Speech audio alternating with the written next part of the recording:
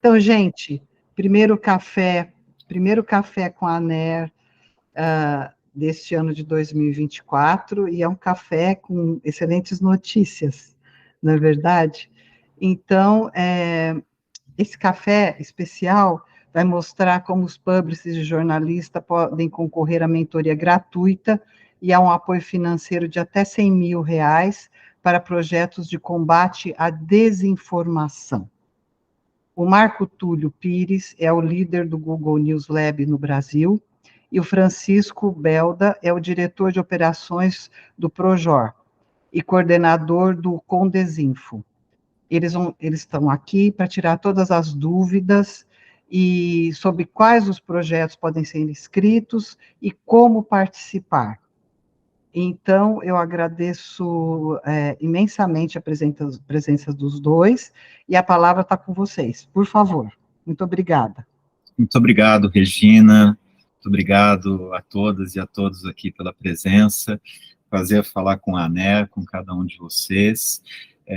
Como a Regina disse, eu sou o Francisco, diretor de operações do Projor, o Instituto para o Desenvolvimento do Jornalismo, entidade com mais de 20 anos de trabalhos prestados em prol da nossa profissão, do nosso ecossistema profissional, responsável pela publicação do Observatório da Imprensa, que coordena também o projeto Atlas da Notícia, e que, nesse momento, está reunindo as inscrições para essa nova empreitada, que é o Fundo de Inovação contra a Desinformação, o Codesinfo, um projeto que tem o patrocínio da Google News Initiative, aqui representada pelo Marco Túlio, e essa sessão, então, busca tirar dúvidas, conversar com vocês, estimular a submissão de propostas, para essa que nós entendemos que é uma iniciativa muito importante, no sentido de fomentar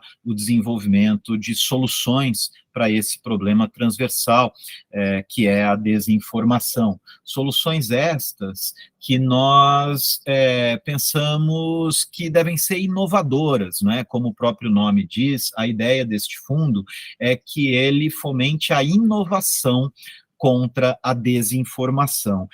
Eu vou fazer alguns esclarecimentos preliminares, baseado em dúvidas que são comuns, acredito, e que possam, de antemão, solucionar questões que vocês eventualmente tenham. E, em seguida, nós podemos fazer uma sessão de bate-papo, perguntas e respostas, endereçando questões específicas que, eventualmente, não tenham sido contempladas, ou pelo nosso regulamento, ou pela minha fala inicial, também abrindo um espaço para que o Marco Túlio possa dar uma palavra, em nome do Google, sobre o que nós esperamos em termos de perfil dessas propostas. Eu vou colocar aqui no nosso chat dessa videoconferência o endereço do site codesinfo.com.br, onde vocês encontram, entre outras informações, também o regulamento e a página de inscrição. Vocês verão que a página de inscrição leva a um formulário cuja mecânica de preenchimento exige o registro prévio de um e-mail e algumas informações cadastrais dos proponentes, e, em seguida, um campo aberto para upload de um arquivo PDF, por exemplo, onde você pode detalhar a sua proposta. E nós procuramos deixar essa submissão o mais aberta possível, porque não é nosso interesse restringir exatamente o que pode, você apresenta a sua proposta. A ideia é que vocês possam propor de uma forma bastante aberta o que seria a solução e qual é o orçamento e o escopo desse desenvolvimento. Mas algumas diretrizes iniciais, eu acho que é importante que fiquem claras, no sentido do que buscamos, né? Primeiro, nós buscamos veículos que estejam cadastrados no Atlas da Notícia, que é esse grande censo do ecossistema jornalístico no Brasil. Então, se alguma organização aqui representada, que tem interesse em submeter proposta, ainda não esteja cadastrada no Atlas, está em tempo de fazê-lo. Basta mandar um e-mail para nós do Projor, através do próprio site do Atlas da Notícia, vocês encontram lá um formulário, e, se necessário, não hesitem em nos procurar pessoalmente. Eu vou deixar aqui o meu telefone, meu e-mail, para que qualquer dúvida, tanto em relação ao cadastro no Atlas, quanto à submissão ao Codesinfo, possa ser solucionada a tempo. Então, o primeiro ponto que eu queria destacar é a necessidade da sua organização estar cadastrada no Atlas da Notícia. O segundo ponto de esclarecimento preliminar é que nós buscamos propostas que tenham um componente tecnológico, não é? Ou seja, nós entendemos que essas propostas devem ir além da produção de conteúdo, uma vez que a produção de conteúdo ela é entendida como uma contrapartida, algo que as organizações jornalísticas já fazem dentro da sua missão institucional. Então, a ideia desse fundo não é sustentar operações jornalísticas a partir das suas atividades regulares, ordinárias, corriqueiras, como a produção de notícia, ou a produção de outros conteúdos não noticiosos que são difundidos e distribuídos pelos veículos de vocês. A ideia é que haja um componente inovador, uma solução que envolva tecnologia de informação, seja no desenvolvimento de uma aplicação, de um plugin, de um game, algo que tenha um componente tecnológico que possa ser entendido como original e inovador. E, nesse sentido, nós também estimulamos a parceria entre organizações jornalísticas e também entre organizações jornalísticas e grupos de pesquisa de universidades, institutos que tenham esse componente de especialidade tecnológica que muitas vezes não existe dentro da equipe da própria organização, da própria revista, do próprio jornal, da própria redação. Então, nesse sentido, se você não tem dentro da sua própria redação essa especialidade, o fundo vem justamente financiar a contratação de recursos humanos, licenciamento de ferramentas, aquisição de tecnologias, consultorias específicas para o desenvolvimento de soluções tecnológicas. Então, nesse sentido, basta que o proponente seja cadastrado no Atlas da Notícia. A organização parceira, que pode ser uma entidade acadêmica, uma outra empresa, um hub de desenvolvimento de software, por exemplo, ela não necessariamente precisa fazer parte do Atlas da Notícia, basta que o proponente esteja cadastrado, né?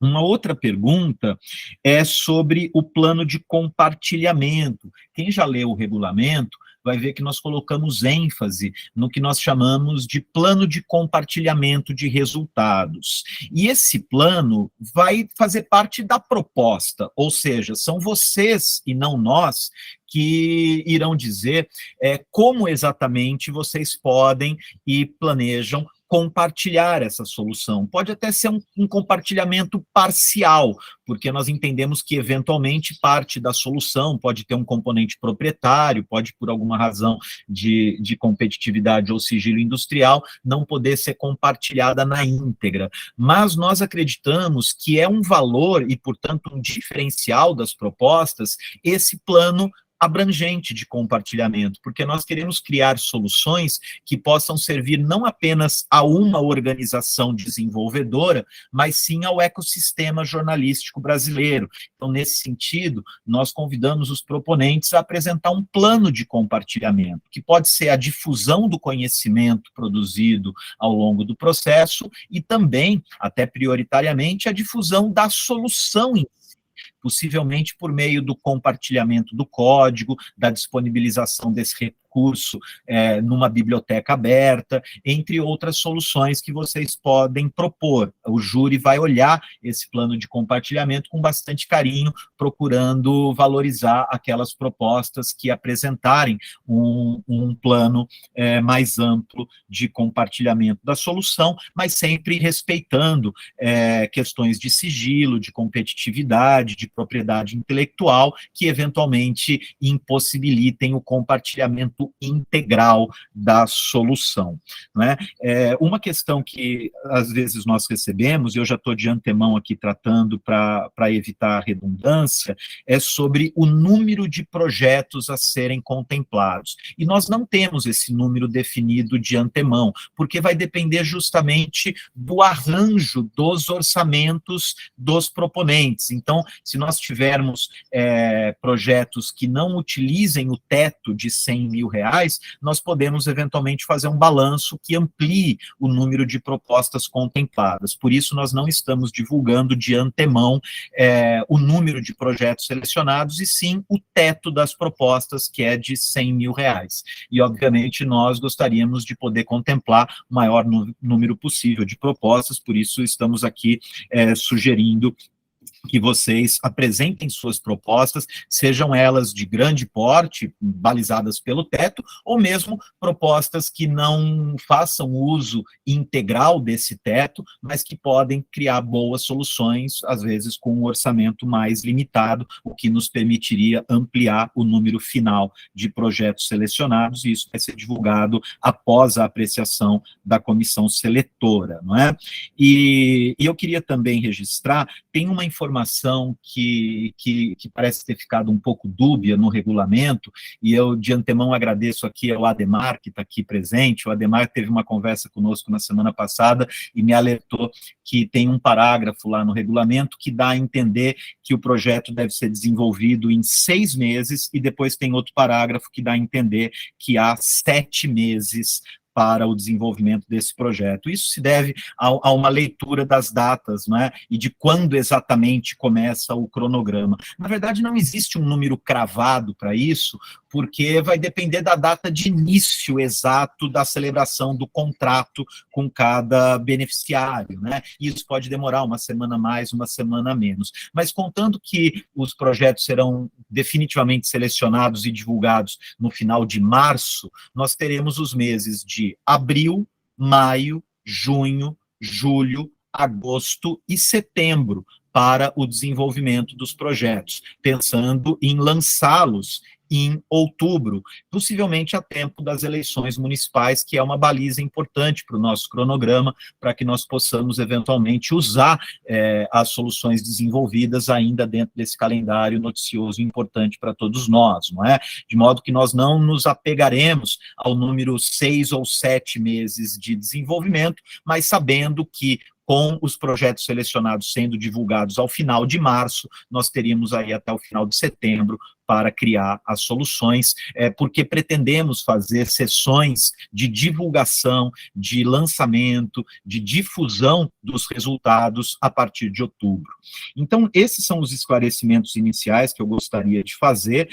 Também gostaria de passar a palavra ao Marco Túlio, para que possa complementar a minha fala e eventualmente dar algum recado em nome desse nosso importante parceiro, que é o Google, que tem viabilizado o fundo financeiro necessário para a realização do Codesinfo, e em seguida nós faríamos, então, a abertura para perguntas e respostas. Pode ser, Marco? Pode ser sim, obrigado, Belda, obrigado, boa tarde a todo mundo, obrigado, Aner, obrigado, Regina, pelo convite. É muito bom a gente poder falar do Codesinfo, então deixa eu só me apresentar primeiro. Eu sou jornalista também, trabalhei a minha carreira toda em Belo Horizonte, Belo Horizonte e São Paulo, trabalhei na TV Globo e na Veja também. E estou no Google há 7 anos, cuidando dessa área que chama Google News Lab. E a ideia do Codesinfo, bem dentro dessa linha que o Belda falou, é a primeira vez que a gente faz um projeto assim no mundo, e a gente entende que existe uma necessidade muito grande da gente pensar em formas diferenciadas e inovadoras de combater a desinformação, que segue sendo um problema compartilhado, né, da imprensa. Então a gente também tem ouvido assim de forma recorrente de que muitas vezes não é possível ter espaço, o cobertor é curto, né, para as empresas poderem inovar e ter essa oportunidade de ter um recurso, uma mentoria em que pudesse contratar pessoal ou ter esse espaço dentro da equipe para poder fazer esses experimentos. Então, o Codesimp ele chega nesse contexto, de modo que as redações que forem contempladas, elas possam ter esse espaço para fazer um piloto, uma experimentação rápida, né? A gente está falando de um projeto de mais ou menos 6 meses, para oferecer soluções e experimentos. E aí a gente gostaria, né, que é o espírito do fundo, a gente gostaria que essas lições aprendidas não ficassem só com a empresa, uma vez que o combate à desinformação é um desafio compartilhado, a gente também gostaria de criar e poder oferecer esse espaço de compartilhamento de conhecimento também. Então vai ser um critério muito importante na hora de selecionar os projetos, de que forma vocês estão abertos a compartilhar esse conhecimento também, seja na forma de código aberto, seja na forma de um grande relatório, um manual de lições aprendidas. E aí eu acho que a gente vai levar em consideração que quanto mais aberto for esse projeto, mais dentro do espírito original. Mas a gente entende também que a gente não tem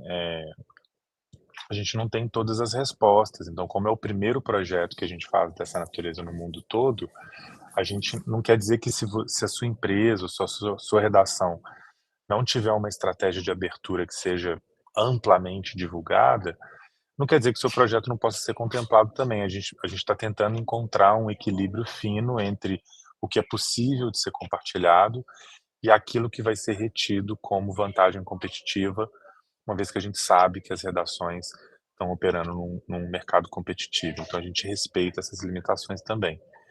E reforçando o ponto que o Belda colocou, de que o espírito desse fundo não é a produção de conteúdo.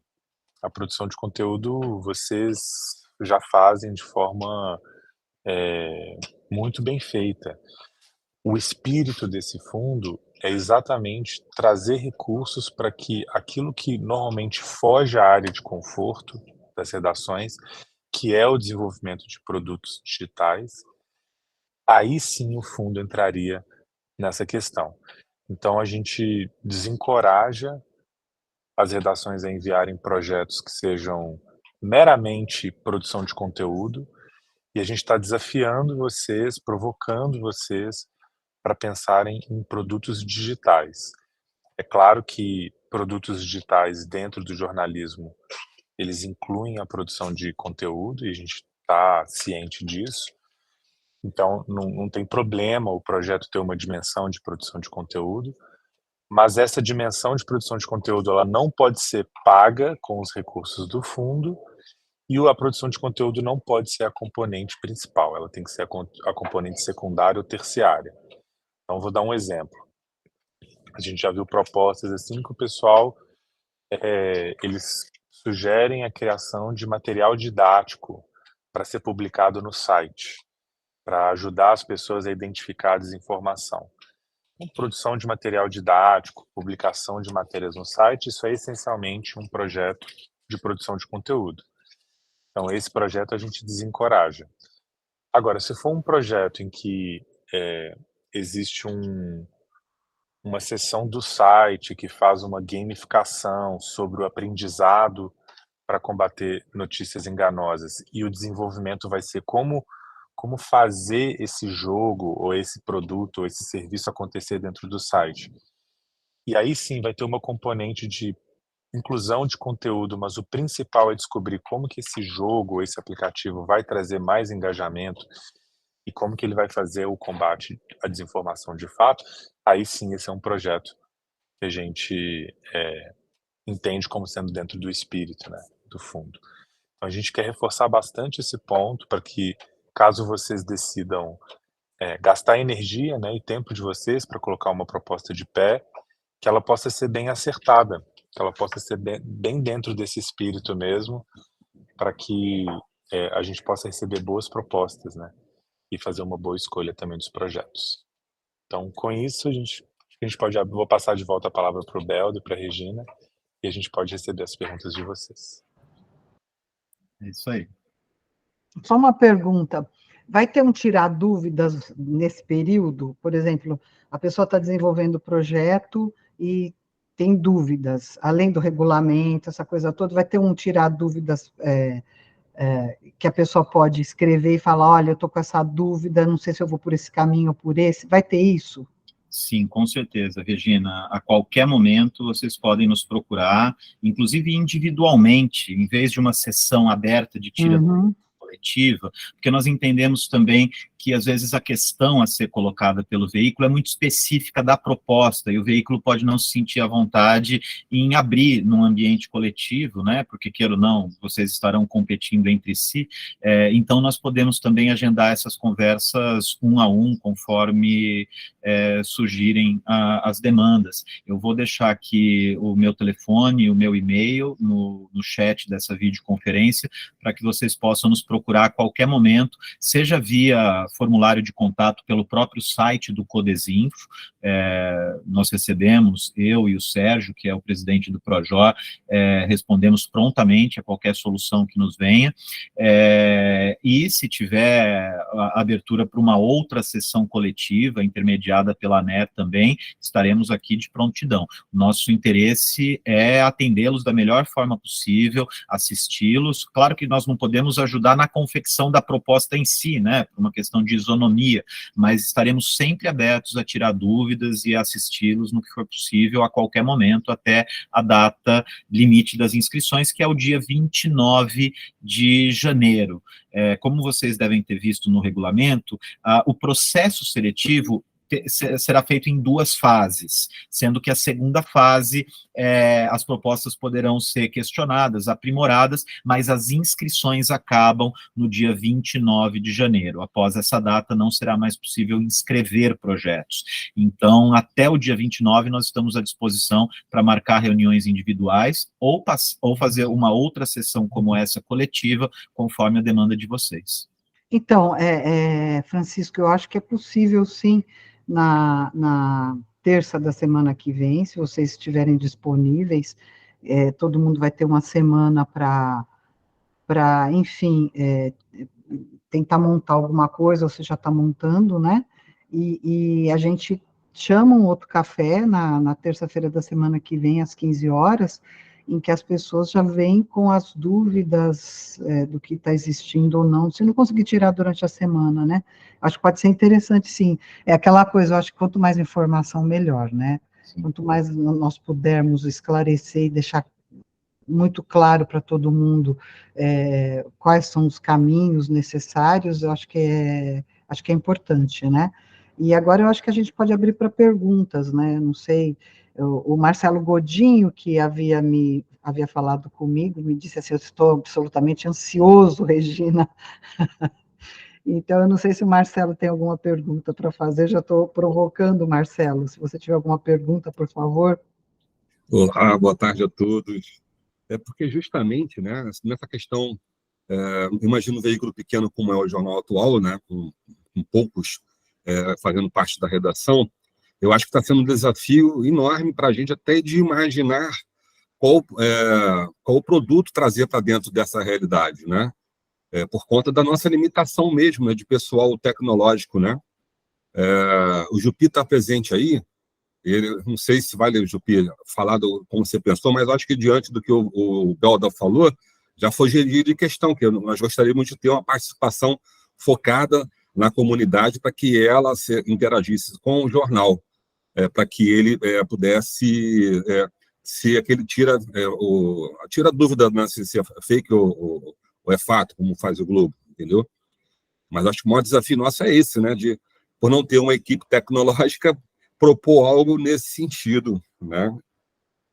Entendo, Marcelo, obrigado pela questão, e é nesse sentido que nós encorajamos eventualmente a parceria entre diferentes organizações, porque talvez você possa identificar uma organização, uma entidade, um grupo de pesquisa, uma universidade, que possa complementar, justamente trazendo essa dimensão tecnológica para, em diálogo com a organização jornalística, conceber o mecanismo pelo qual essa interação comunitária que você vislumbra possa ser potencializada com o uso de tecnologia, seja por meio de um aplicativo, seja por meio de um plugin, seja por meio de um software, seja por meio de uma página com funcionalidades especialmente convidativas para a interação, tudo isso é possível, e o fundo vem justamente estimular e fomentar, como o Marco Túlio disse, que vocês possam ir além das atividades que já são feitas pelo jornal, podendo incorporar um componente tecnológico inovador para viabilizar, otimizar, potencializar essas soluções concebidas em torno da interatividade comunitária, por exemplo. Obrigado, obrigado. Obrigado, Marcelo. Acho que a Andressa está inscrita aqui. Oi, sim, quero tirar dúvidas. Tudo bem? Oi, Regina. Oi, Andressa, tudo bem? Tudo bem, e você? Oi, pessoal. Eu sou da Pais e Filhos, sou editora executiva. Eu li o regulamento. A gente aqui da Pais e Filhos, há muitos anos, qualquer ideia, mesmo sem recursos, às vezes de pessoas internas, a gente sempre tentou apostar em várias ideias, trazer parceria para criar novos produtos tecnológicos mesmo, que sejam inovadores. Alguns deles, a ideia era ótima, mas não engajava. Ou alguns deles a gente teve que parar por falta de recurso mesmo. Minha dúvida a gente já fez alguns novos produtos e por falta de investimento, vamos dizer, a gente não deu continuidade e já se passaram alguns anos. Eu posso pegar o aprendizado desse produto inovador que a gente já pensou, adaptar para uma desinformação e tentar fazer ele diferente no site novamente? Não precisa ser algo grandioso, não precisa ser um aplicativo novo, mas algo que seja dentro do site, por exemplo, que eu já tentei fazer. Ele já existiu dentro da redação, dentro do conteúdo, mas ele não foi usado, a gente não conseguiu dar continuidade justamente por causa disso. Isso é impeditivo? Ou teria que ser algo que a gente nunca fez? Porque é muito difícil para a gente da Pais e Filhos falar que a gente nunca fez alguma coisa, porque a gente é meio louco, entendeu? Tá. É uma pergunta difícil, eu vou pedir ajuda para o Marco para endereçar essa questão, mas veja, Andressa, eu vou falar algumas premissas, tá? É claro que a gente procura soluções originais, soluções que possam ser concebidas e desenvolvidas no âmbito desse programa que começa agora. Isso não significa que você não possa aproveitar uma ideia que tenha ficado inconclusa ou que foi parcialmente desenvolvida, mas não exatamente implementada, e atualizá-la e possivelmente enriquecê-la com novos componentes, novas soluções, até porque o problema da desinformação, ele é tão dinâmico que ele vem se transformando nos últimos anos. Então, uma solução concebida alguns anos atrás, da forma que ela foi concebida alguns anos atrás, talvez já não seja a mais potente para enfrentar a desinformação no cenário de hoje. Então, eu recomendo que você, sim, aproveite algumas ideias, mas que também você as revisite, para que essa proposta possa trazer algum componente original, algum componente novo, algum componente inovador e condizente com o cenário contemporâneo de combate à desinformação. Uma outra premissa que eu sublinharia é que essa seção do seu site não se limite à produção de conteúdo, que haja, de fato, um componente tecnológico, como já foi dito aqui. Então, nós precisaríamos entender se você estaria reciclando uma proposta de conteúdo, mas com uma nova solução tecnológica, ou não. Não é? Obviamente, para poder avaliar, nós precisaríamos ver a proposta. Mas eu diria que, se essa sua solução já foi testada e não deu certo, e ela foi publicamente lançada e não deu certo, talvez ela não seja uma boa solução para ser apenas refinanciada. Então, eu te estimularia a se inspirar na sua proposta anterior, mas procurar, de alguma forma, dotá-la de atualidade, até considerando que a solução tecnológica de 2024 provavelmente não será a mesma daquela que você concebeu alguns anos atrás. Então, eu vou passar até o e-mail para vocês para marcar uma conversa no particular, que assim eu posso abrir 100% da ideia que eu tive pensando, né, para inserir esse projeto aí com vocês, porque é isso que eu te falei, é um formato que muitos usam, a gente não conseguiu justamente por ser um valor tecnológico para bancar muito mais alto do que a gente tinha capacidade na época, e a gente resolveu priorizar aquilo que precisava acontecer. Mas aí, então, eu vou marcar uma conversa com vocês para tirar mais dúvidas, e era só para saber se invalida a minha inscrição, entendeu? Eu não quero botar um projeto que vai ser invalidado por causa disso. Ele vai ser diferente, nem o mesmo tema, nem nada, mas, porque a gente está falando de desinformação, esse projeto tinha um outro viés, mas, assim, um formato de tecnologia que a gente gostaria de ter, tentou, mas teve que abortar, sabe? Por questões disso. Então, era só isso para saber. Marco? Obrigado, Andressa, pela explanação aí do que vocês estão querendo, né? Eu acho que uma coisa importante a ser levada em consideração também é o seguinte: não são todos os projetos que vão ser agraciados. Então, é um número limitado. Então, fica a critério de vocês enviarem a sua melhor proposta. E aí, a gente está procurando projetos inovadores.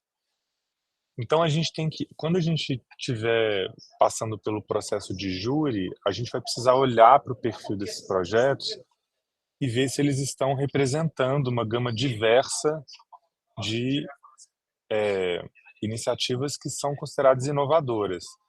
Se você está me dizendo que você gostaria de usar esse espaço da sua aplicação para enviar um projeto que ele existiu de outra forma, mas ele vai existir de outra maneira, eu diria que essa nova maneira que ele vai existir tem que ser bastante inovadora. Porque senão isso diminui um pouco, sabe, a qualidade do projeto, porque se ele já foi tentado de uma forma e agora vocês estão tentando fazer com que ele aconteça de outra, isso pode passar a impressão para o júri que vocês estão querendo requentar uma ideia. E isso passa uma impressão muito ruim. Então, a minha orientação seria vocês dedicarem bastante energia, se esse for o caminho que vocês escolherem, em justificar qual que é a grande inovação que vocês estão trazendo dessa vez. Então, porque levando em consideração que a gente vai selecionar, sei lá, um número finito de projetos, e esses projetos têm que estar todos no mesmo nível ali, né? A gente quer que sejam projetos que possam representar essa diversidade da cultura de inovação da imprensa brasileira. Então, alimento aí para você ficar pensando e mastigando aí. Tá bom, muito obrigada, viu? Pergunta. Valeu. Legal, Andressa. Então, o Jupi Júnior, ele é lá do Jornal Atual, ele trabalha lá com o Marcelo Godinho. Ele fez uma explanação aqui, ele disse que ele não está podendo usar o áudio, mas que ele tem pensado em conceitualmente entender o jornalismo profissional como uma forma eficaz de combate à desinformação. Ele está perguntando se propostas que levem a população à produção de jornalismo cidadão, aliado a instruções e palestras de jornalistas profissionais, seria bem avaliada. E ele imaginou um formato, algo no formato do coreano All My News, com eventos que levem conhecimento à população em geral. Jupi, obrigado pela pergunta. Acho que eu posso pegar essa, Belda. Pelo que a gente está vendo aqui, acho que a gente teria que entender um pouco melhor a ideia. E também acho que faz sentido também como que você descreve essa ideia. Se essa ideia está centrada principalmente na questão de jornalismo cidadão com eventos, não é um projeto que seria bem avaliado pelo júri, porque a gente está buscando projetos que tenham a sua principal componente a questão que seja um produto digital, né? Um produto que... Então, não estou dizendo que esse projeto não é viável, mas também é a forma como a gente explica ele, é a ênfase que a gente dá na execução dele. Então, pode ser que um projeto com eventos, com o jornalismo cidadão e tal, ele possa ter isso como componentes secundárias, mas o principal componente precisa ser o produto digital. Então, assim, não sei se vai ser uma plataforma de administração de eventos, ou se vai ser um jogo, ou se vai ser... Eu não sei o que vai ser, mas a gente precisaria de mais detalhes para poder entender. Mas na forma como você colocou, assim, uma proposta que leve à população produção de jornalismo cidadão aliado a instruções e palestras, esse não, acho que não seria um projeto bem avaliado, porque aí o enfoque estaria nesses eventos e na produção de jornalismo. E aí, trazendo uma questão mais ampla também, que eu acho que pode ser legal aqui, Belda, que está junto disso que você está colocando, Jupi, quando a gente está falando de produto jornalístico, seria legal a gente descrever assim, o que a gente está chamando de produto, né? Eu acho que quanto mais especializado for o produto, melhor. Quanto mais especializada for a solução, melhor. Então, se o produto for um site, esse produto, quando ele for colocado em comparação com um outro que for mais especializado, porque a gente está buscando por projetos inovadores, né? Então, essa inovação, ela precisa estar de alguma forma manifesta ali no produto digital, né? E um site, ele em si, ele não é uma inovação, né? E aí teria que ficar muito claro e evidente onde que mora a inovação, inclusive uma das perguntas que a gente faz, né? Então eu andaria com cautela, sabe? Numa ideia assim. Não tô aqui querendo derrubá-la ou algo assim, não, mas eu andaria com cautela porque tem alguns elementos aí que acendem um sinal amarelo pra gente. O que você acha, Belda?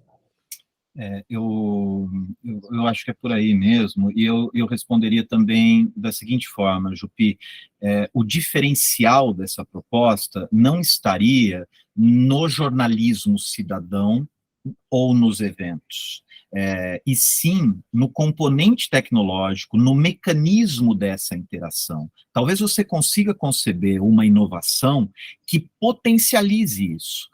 Porque o jornalismo de produção comunitária e a realização de eventos com o objetivo de distribuir conteúdo para a população e de engajar a população na produção de conteúdo, por si só não é uma ideia inovadora, mas você pode surgir com uma proposta de mecanismo inovador que potencialize isso. Não é?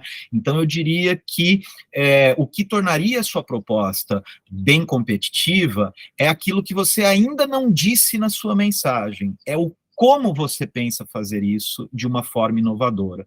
Apenas hospedar esse conteúdo, apenas publicá-lo num site, não nos parece algo propriamente inovador. E a produção do conteúdo, seja ele oriundo da redação de jornalistas ou oriundo da comunidade, ainda assim é produção de conteúdo. E nós não faremos disso o foco da avaliação do projeto. Mas se você for capaz de conceber uma solução tecnológica que torne mais escalável, mais eficiente, mais interativa, essa dinâmica da produção de conteúdo comunitário, com uma solução que vá além da simples publicação de um site, isso pode tornar a sua proposta bastante competitiva e inovadora, não pelo caráter do jornalismo comunitário, e sim pelo caráter tecnológico da solução que você vier a conceber para tornar o seu jornalismo comunitário mais potente do que outras soluções que nós já encontramos no mercado. Não sei se está respondido, Jupi. Marcelo comentou aqui, complexo. Marcelo, a complexidade está justamente em trazer o foco para a inovação tecnológica. E esse é o desafio. O Condesinfo, ele não foi concebido como um programa de sustentabilidade da indústria de notícias. O Codesinfo foi concebido como um desafio, justamente para tirar as organizações noticiosas disso que a gente poderia chamar, com alguma imprecisão, de uma zona de conforto, e desafiá-las a incrementar o componente tecnológico que faz parte da sua proposta jornalística, não é? Senão, nós teríamos um outro perfil, nós teríamos um perfil de apoio no sentido de custear soluções não inovadoras ou não tecnológicas, o que também é importante e que é feito com outros instrumentos de apoio e fomento para a indústria jornalística. Mas, como o Marco disse, o Codesinfo é um programa novo, é um programa até então nunca testado. Então, ele tem um caráter experimental, ele tem um caráter de laboratório de soluções, ele tem um caráter até de tentativa e erro. Pode ser que o veículo seja, vamos dizer, contemplado, financiado, e daqui 6 meses nós vamos descobrir que aquela solução, apesar de inovadora, ela não foi capaz de resolver o problema. Então, tem um componente de risco nesse tipo de programa que nós estamos levando adiante, justamente por desafiar as organizações ao desenvolvimento de soluções tecnológicas. Eu estou vendo aqui também a pergunta da Adriana Cury, sem prejuízo a voltarmos na questão do Jupi e do Marcelo, se necessário, mas a pergunta da Adriana é se o valor de 100 mil é por projeto ou o total dos contemplados. É por projeto, Adriana. Cada projeto pode propor um orçamento de até 100 mil reais de itens financiáveis pelo Codesinfo. O orçamento pode até ser superior a 100 mil, mas o Codesinfo financiará até 100 mil. E aí eu acho que é importante a gente falar sobre isso também, como o Belda disse, o orçamento é uma composição, né? Uma composição da contribuição do Codesinfo, que aí é a União Projor Google News Initiative, e contribuição da empresa participante, que vai receber esse recurso. Então, a gente espera que haja, por exemplo, ali uma relação ali de 70%, 30%, né, com esses 30% sendo ali o esforço editorial, no caso. Então, é importante que vocês, quando vocês pensem no orçamento, vocês coloquem os custos do orçamento que vão ser financiados pelo Codesinfo bem alinhados com o que está no regulamento, que é custo de engenharia, custo de desenvolvimento, né, contratação de pessoal, e todos os custos editoriais sejam colocados pela empresa. Mas esse custo editorial não quer dizer que vocês vão desembolsar esse dinheiro em espécie, né, da forma como vocês vão receber do financiamento. Isso pode ser quantificado em relação à hora de trabalho de cada empresa. Então, se vocês colocarem esforço dos profissionais de vocês nesse projeto, vocês podem traduzir esse esforço de trabalho como a contribuição de vocês quantificada em reais para compor o orçamento. Então, se tem, por exemplo, aí 100 horas de um editor sênior e esse valor é tanto a hora dele, vocês podem adicionar isso no orçamento como contribuição da empresa para o projeto. Então, isso pode ser colocado também. E aí, a outra questão que eu queria falar é em relação ao valor máximo. A gente está trabalhando com um valor de até 100 mil reais, mas a gente está reservando esse valor de 100 mil reais para os maiores projetos, para os projetos de maior ambição, com maior colaboração, de maior complexidade. Então, mais vale uma boa proposta que está bem dimensionada e que está bem resolvida no que ela quer, do que uma tentativa de chegar nesse valor máximo, porque o júri vai ter liberdade para, inclusive, sugerir um valor menor. Então, se o júri entender que o projeto ele foi dimensionado de modo que o júri entende que ele poderia ser dimensionado de uma forma melhor, o júri pode voltar com uma recomendação de falar assim, não, vocês pediram R$100 mil, mas a gente consegue financiar 60, por exemplo, de acordo com o escopo que está colocado aqui e o que vai ser feito. Então, muito cuidado nesse dimensionamento para colocar, de fato, o que é possível fazer dentro do recurso que vocês estão pedindo. Então, isso é muito importante. Caso contrário, pode haver essa discrepância aí na hora de seleção dos projetos. Vocês falaram uma coisa que eu achei interessante. Vocês disseram o seguinte, que de repente fechar algum tipo de convênio com universidades, né? Porque eu fico me colocando no lugar dos editores. E aí eu fico pensando o seguinte, de repente eu tenho que criar alguma coisa tecnológica, não é verdade? Que tenha inovação, não é? E aí eu olho para a minha redação, olho para as pessoas, falo, nossa, eu tenho 2 caras aqui, tem um cara de TI que é terceirizado, para onde eu vou, o que eu vou fazer, né? Então, e vocês disseram uma coisa muito interessante, que normalmente as pessoas não fazem uso, que é olhar para as universidades, olhar para as faculdades, quer dizer, você tem uma faculdade de engenharia, você tem uma faculdade de tecnologia, em que se pode falar com essas faculdades e verificar até que tipo de projeto está em desenvolvimento lá, que pode casar com as ideias que aquele editor esteja tendo, né? E aí surgiu um belo projeto.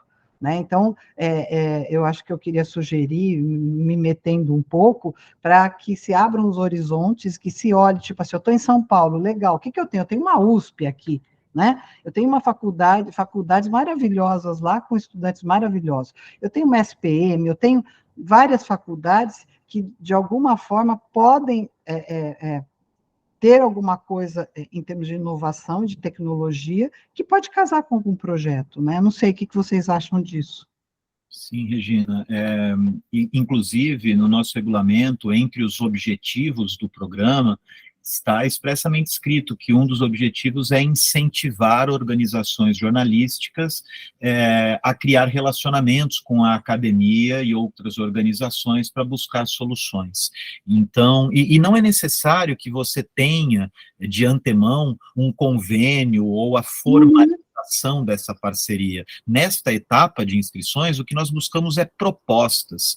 O convênio pode ser firmado depois, até porque o calendário também não favorece, a burocracia de uma universidade pode dificultar neste momento. Mas se a proposta for bem concebida e você identificar aonde está no ecossistema universitário essa expertise, essa competência para fazer a parceria com a organização jornalística, isso é não apenas aceito, mas encorajado pelo regulamento. Sim.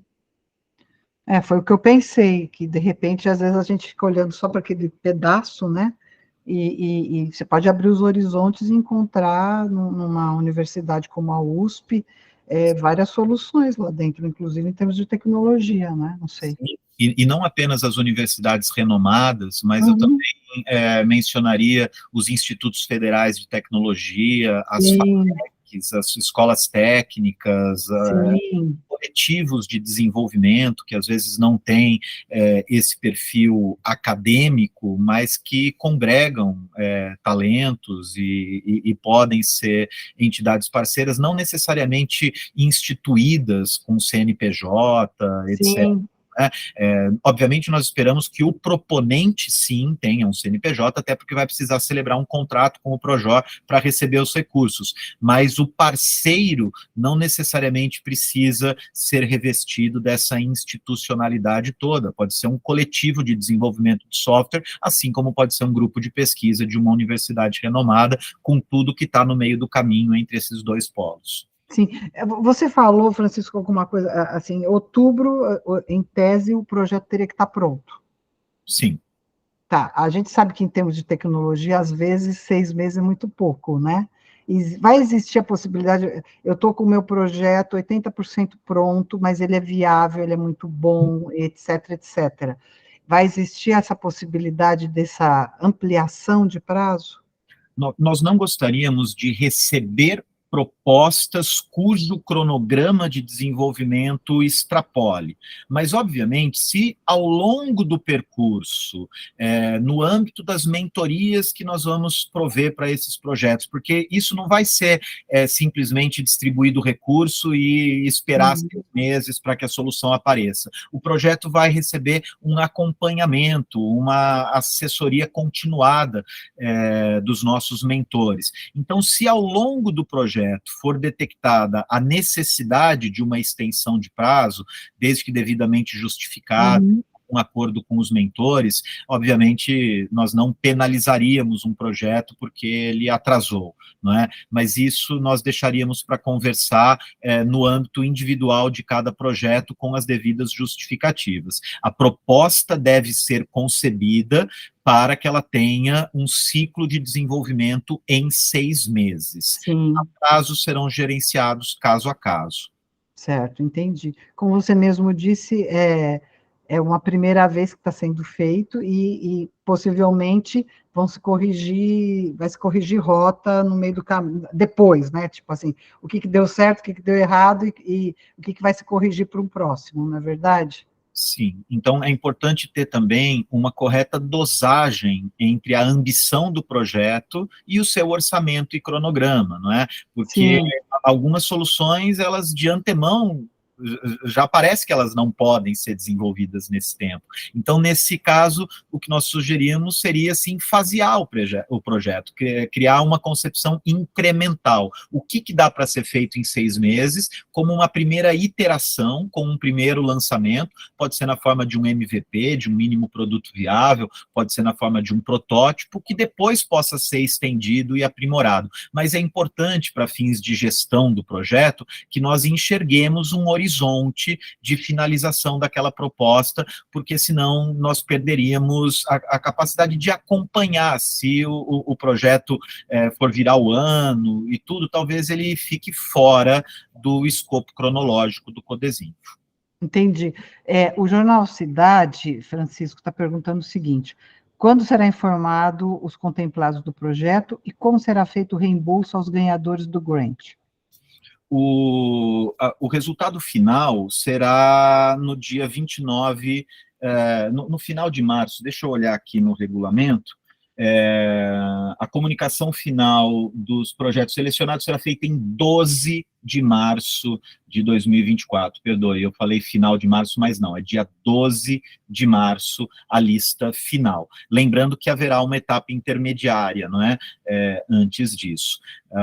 E o reembolso, veja, na verdade não é um reembolso, não é? Nós, de fato, transferiremos esses fundos para a organização de acordo com um contrato a ser celebrado. O cronograma desse desembolso vai fazer parte do orçamento das propostas, então isso não é pré-definido no nosso regulamento.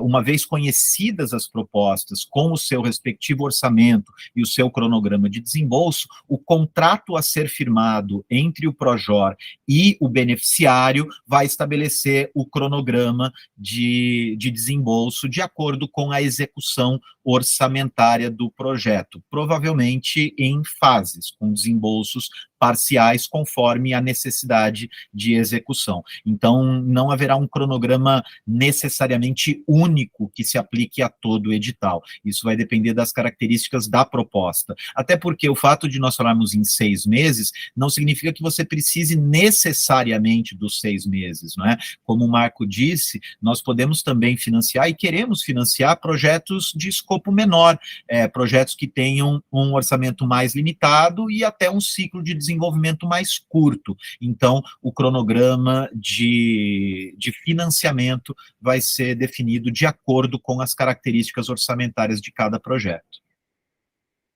Belda, a Márcia está perguntando, a Márcia da comunicação da ANER, Márcia Miranda, ela está perguntando qual é o melhor contato para tirar dúvidas que a gente possa divulgar no site da ANER. Claro. Você coloca, por favor, ou eu passo o teu contato para ela, e aí você passa o melhor contato para tirar dúvidas. Ótimo. E a Letícia, ela está dizendo o seguinte: me preocupo em como contemplar um projeto de um veículo do interior, de cidades pequenas, que desenvolvem projetos bem locais com a comunidade. Uhum. Letícia, se Posso você... pegar essa? Pode, por favor. Deixa eu pegar. Então, Letícia, a gente não está buscando cobertura, né? Então não é sobre se esse projeto vai atingir milhões de pessoas. Ele é mais sobre a ideia em si, e é uma ideia que é um experimento. Então, isso se aplica inclusive para uma pequena redação do interior. Então, não se preocupe, a gente não está interessado em projetos que vão ser, sei lá, de veículos grandes, que vão atingir várias pessoas e tal. A gente está interessado na ideia, na inovação. E como que isso vai ser inovador para vocês e pode ser inovador para outras pessoas também, até porque as demandas de um veículo local e a forma como esses veículos estabelecem relações com a sua comunidade é muito diferente dos veículos mais abrangentes. Então, o que vocês produzirem pode ser lição também para outras redações pequenas em outros lugares do Brasil. Então, é por isso que esse compartilhamento é importante, ter essa diversidade desse fator de inovação. Respondido a sua pergunta? Eu acho que, eu não sei, para mim ficou respondido, porque eu acho, vocês estão frisando o tempo todo que a questão é a ideia, que a questão é a inovação. Então, o Jornal do Interior, quando a gente fala do Atlas da Notícia, quando a gente fala dessa coisa, desse mapa do Brasil, que precisa dessa informação e precisa da existência desses veículos, principalmente os veículos pequenos, eu acho que é muito importante isso. Eu acho que, às vezes, na sua comunidade, esse jornal, essa revista, ele pode trazer, sim, uma ideia inovadora e que vai mudar esse contexto local, né? E que pode inspirar outros jornais, outras revistas locais que podem aplicar essa fórmula de inovação, essa ideia, né? E reverberar. Eu acho que isso é muito importante.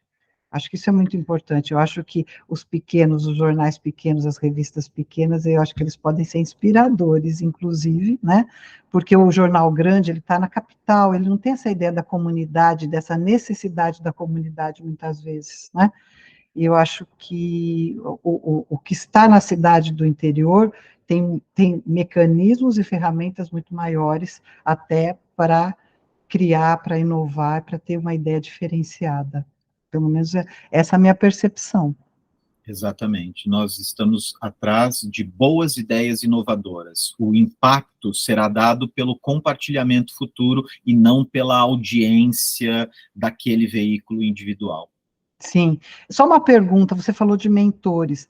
Você pode divulgar quem vão ser esses mentores já ou ainda não? Ainda não, nós estamos prevendo primeiro receber as inscrições e os mentores também serão nomeados observando o perfil das propostas. Então, nós não temos uma lista genérica de mentores. Nós indicaremos os mentores conforme o perfil de cada projeto. Tá. Francisco, Marco, vocês acham viável que a gente marque um café para a semana que vem novamente? Porque aí as pessoas vão, essas semanas vão poder esmiuçar o regulamento, olhar o entorno, né? E aí viriam com mais perguntas na terça-feira da semana que vem. É possível para vocês estarem presentes às 15 horas, num novo café, terça-feira? Sim, já bloqueei minha agenda aqui, Regina. Tá bom. Tudo bem para você, Marco? Você está sem som. Pode? Tá bom. Então, porque eu acho que pode ser interessante, e eu digo isso para os associados, né, para quem está participando, para procurar tirar o maior número possível de dúvidas, não é verdade? E já aproveitar essa semana e começar a pensar em ideias, em inovação, né?